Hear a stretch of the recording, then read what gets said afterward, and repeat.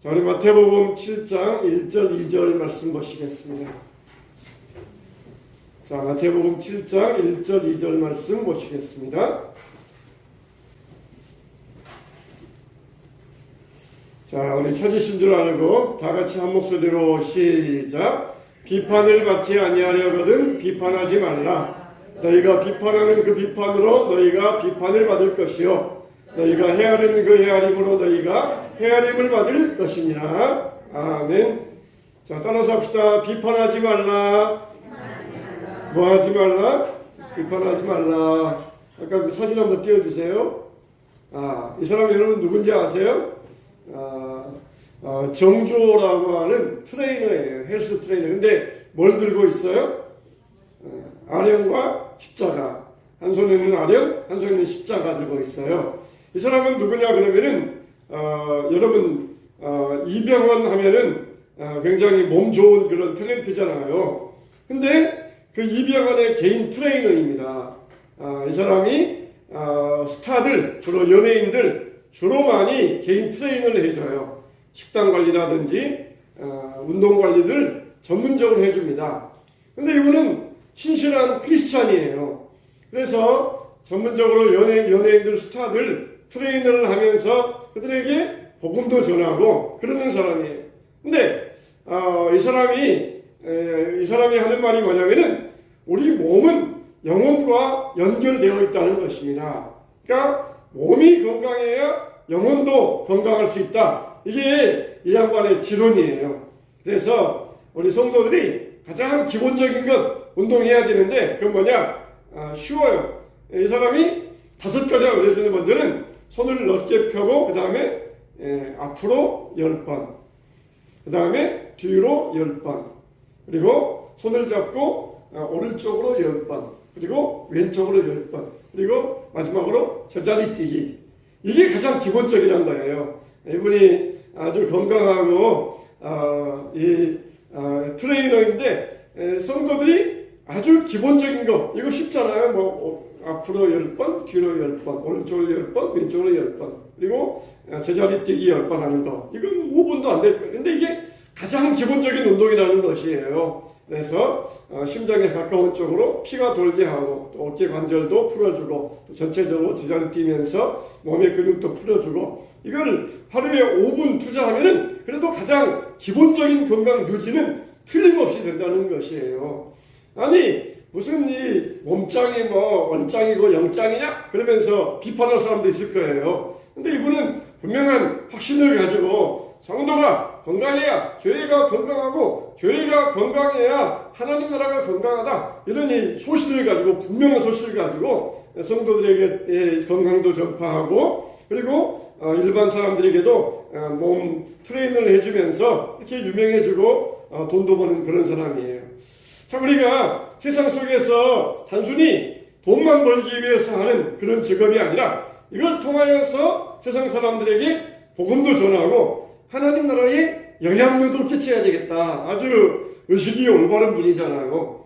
그래서 일반 크리스찬 그러면은 무슨 트레이너야, 크리스찬 무슨 트레이너야. 그럴 때에 이분은 거기에 뛰어드셔가지고 스타들로부터 영향력을 끼치고 뭐 스타들이 전적으로 이분에게 와서 뭐 한 달에 뭐 수백만 원을 주면서 나 개인 트레이너 해주세요. 그럴 정도이니까 일반 사람들에게는 잘 알려주고 그런 거야 말할 필요도 없죠.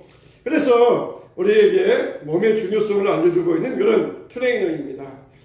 비판을 받지 아니하려거든 비판하지 말라 그랬잖아요. 남이 하는 일에 대해서 우리가 함부로 비판하면 안 돼요. 크리스찬이 무슨 몸짱이야. 우리는 그냥 영혼만 올바르면 된다. 그렇게 비판하면 안 돼요. 우리 몸과 영혼은 하나로 연결되어 있다는 것입니다.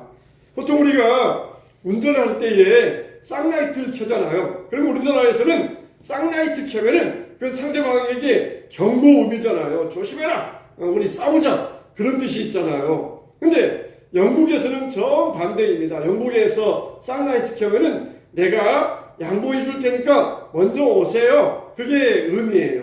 근데 영국에 처음 가서 운전한 우리나라 사람이 골목에서 차가 한 대 비껴야 한 대 지나갈 수 있는 그런 좁은 골목인데 골목에서 차가 딱 마주쳤어요. 그래서 이제 기다리고 있는데 저 사람이 기다리고 있는데 막상 내 앞에서 갑자기 그 영국 운전자가 막 쌍라이트를 켜는 것이에요. 내가 갈 테니까 나 비켜. 이제 그런 뜻으로 알고 한국 사람이 받아들였어요. 한국 사람은 또 이렇게 고집이 있잖아요. 또 오기가 있잖아요. 나도 막 쌍라이트 켜면서 막 가고 또 상대방하고 쌍라이트 켜고 막 서로 가고 그러다가 어찌 해가지고는 겨우겨우 피해갔어요. 그래가지고는 한국 사람이 알아. 우리 한국 사람이 이렇게 성질 있는 민족이다. 그러면서 지나가서 나중에 사람들한테 내가 이렇게 아주 용감한 일 했다. 그러면서 자랑하는데 그곳에 가서 먼저 살던 사람들이 다 웃으면서 요절복통을 하더래요. 너 오해했구나. 영국에서 쌍라이트는 먼저 가세요. 내가 양보하겠습니다. 그런 뜻인데 너는 한국처럼 그걸 이해해가지고 그냥 그 사람과 하고 싸우려고 했구나. 네가 실수한 거야. 그러더라는 거예요. 나중에 그 말 듣고 보니까 얼마나 부끄러워요. 영국 신사가 먼저 가세요. 그랬는데 나는 그걸 오해해가지고 내가 먼저 가겠다. 그래가지고 서로 그냥 둘이 들이밀다가 결국은 시간만 지체하고 그랬던 거 아니겠습니까? 여러분 우리가 참 상대방의 입장을 이해하면은 문제가 아주 간단하게 풀릴 그런 문제들이 아주 많아요. 그냥 내 입장에서 보는 것이 아니라 상대방 입장에서 보면은 아주 간단한 문제입니다. 엘가나에게는 두 아내가 있었다 그랬잖아요. 한나와 분인나.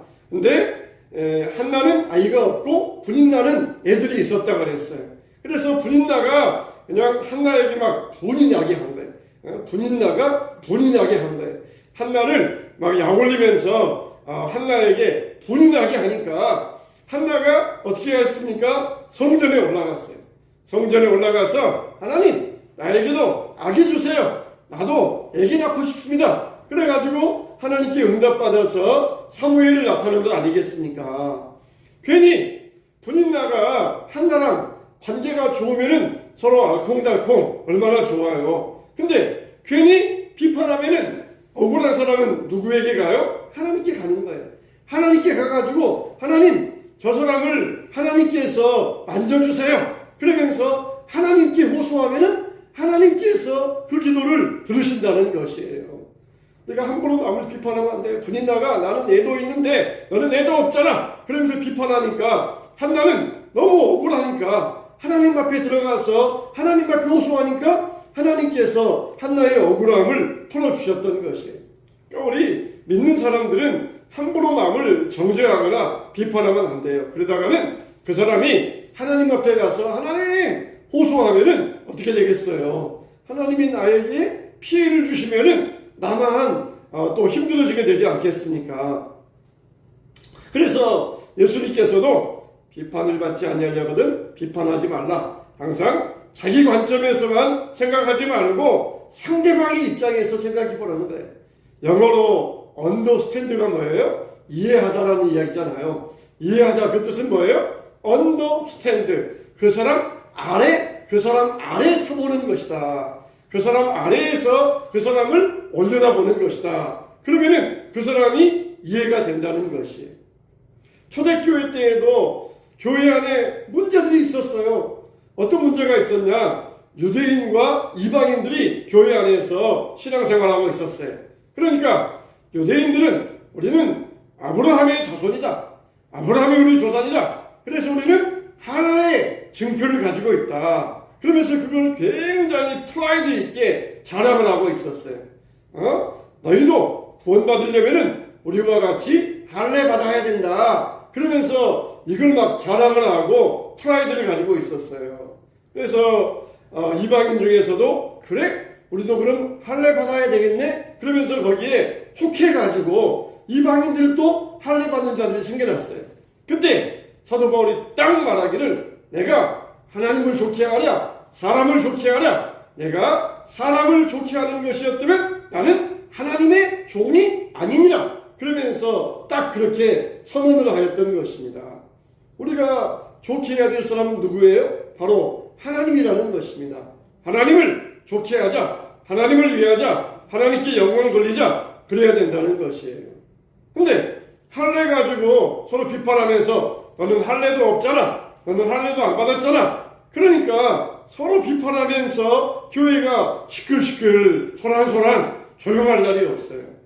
할례 받는 것도 좋은 것이고 할례 받지 않은 것도 상관없다. 하나님 앞에서는 유대인이나 이방인이나 남자나 여자나 다 똑같다. 그렇게 딱 정리를 해주니까 교회가 조용해지지 않았겠습니까? 이렇게 이방인으로서 나는 유대인을 이해한다.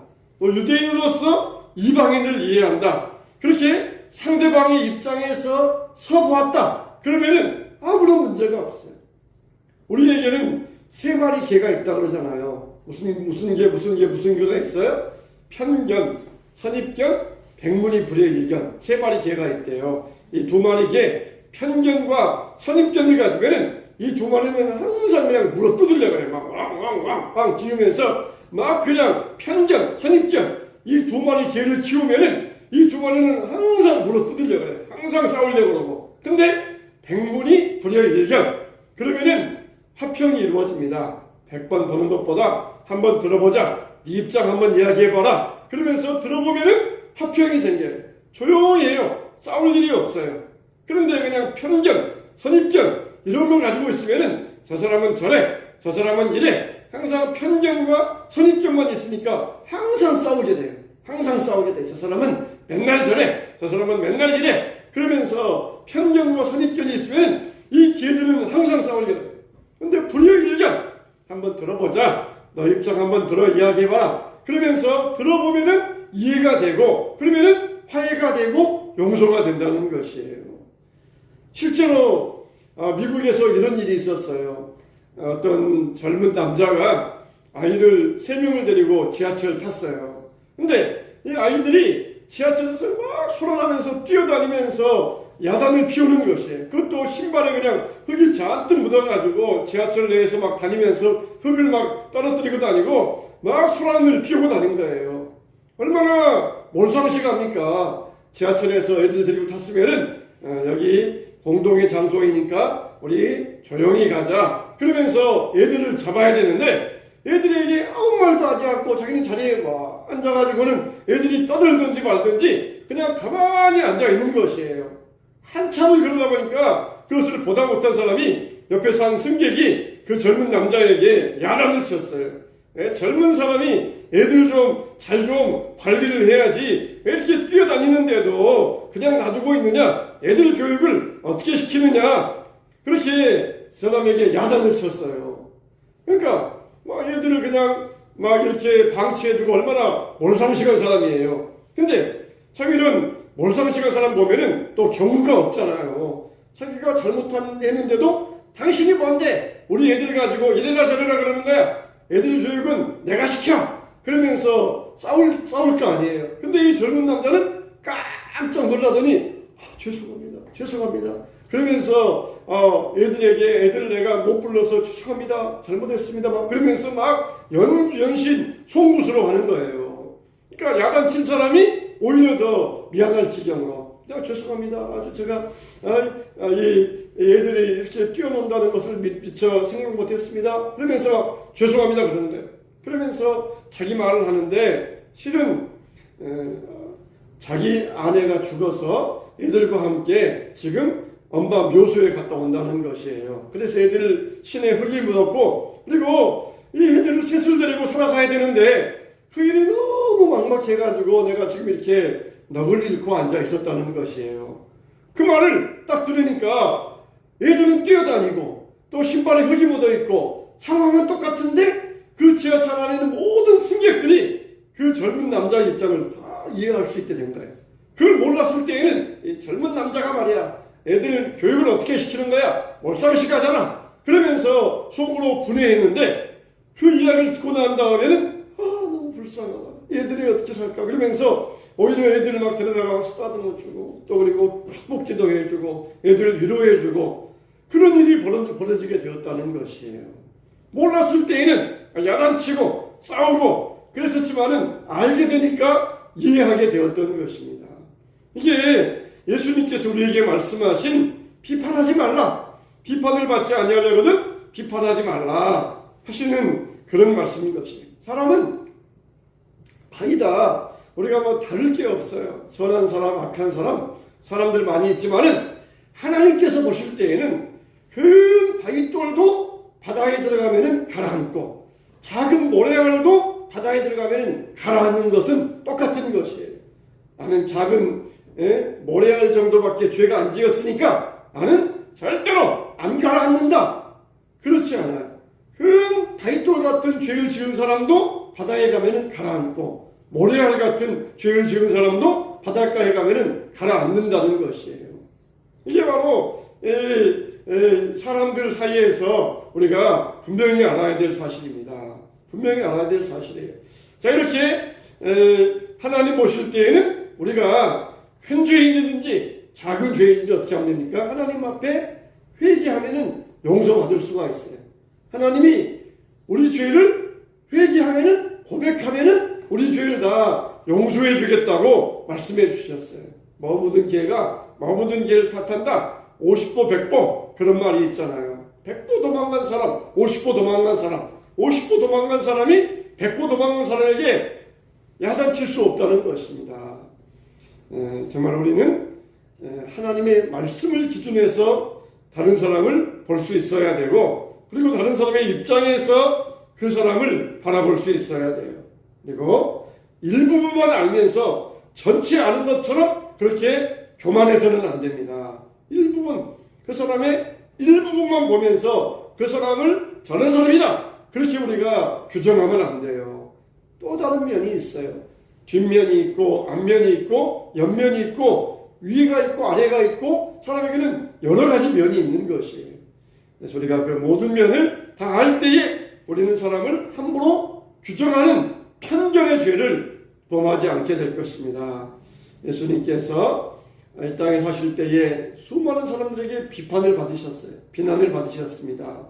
술 좋아한다, 세리와 창기의 친구들이다, 먹기만 좋아한다, 그러면서 수많은 비판을 받으셨어요.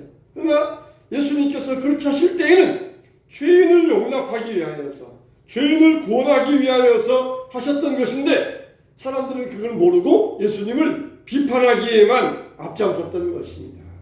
우리들도 사람들을 바라볼 때에 비판하지 마시기 바랍니다.